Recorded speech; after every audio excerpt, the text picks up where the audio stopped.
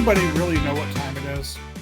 No, I'm not referring to the 1969 song by Chicago, although the song title does fit. Ahoy, sailors! This is Cruising Chris M with your Cruise Tip Tuesday. When cruising, it's important to know the difference between port time and ship time. If you don't, you may be left behind. Ship time refers to the established time by the captain. This is the official time for the ship. Port time is the local time of the town or country you are visiting. Sometimes these can be different. You, as a cruiser, are responsible for knowing what time you have to be back on board the ship. If there is a time difference between local time and ship time, the cruise director and or the captain will usually start announcing this the night before arrival.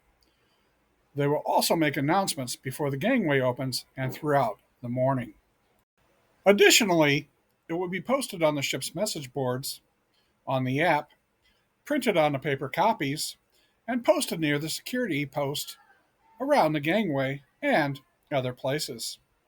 If you still have a question about what time you need to return, ask the security officer before you leave the ship. A tip that I have to stay on the right time is to carry an analog watch or a timepiece, which is not a smartwatch, and set it to the ship's time. You can always set your smartphone settings so it does not update to the local time. If you can figure this out, use a world clock and have one time set to the ship time and the other set to your local time. It's also a good idea to make sure you get the contact information for the port agent of your specified location.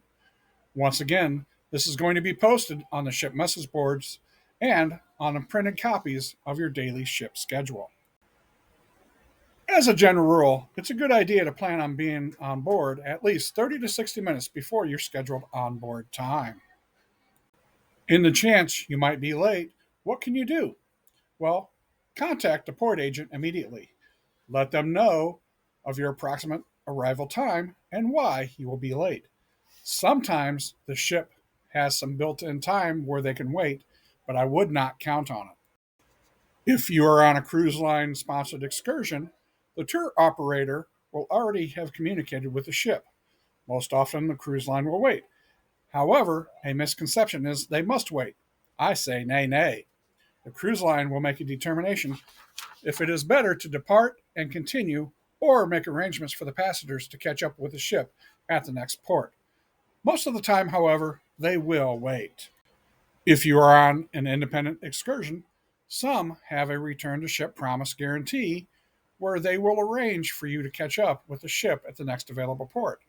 However, if they do not, you are responsible for making those arrangements at your own expense to either catch up to the ship or find your way home. This brings me to the last point I want to make. Do you travel with a passport card, or a birth certificate and government issued ID? And what do I need to take with me on my excursion off the ship? There is some debate on what you should take off the ship with you.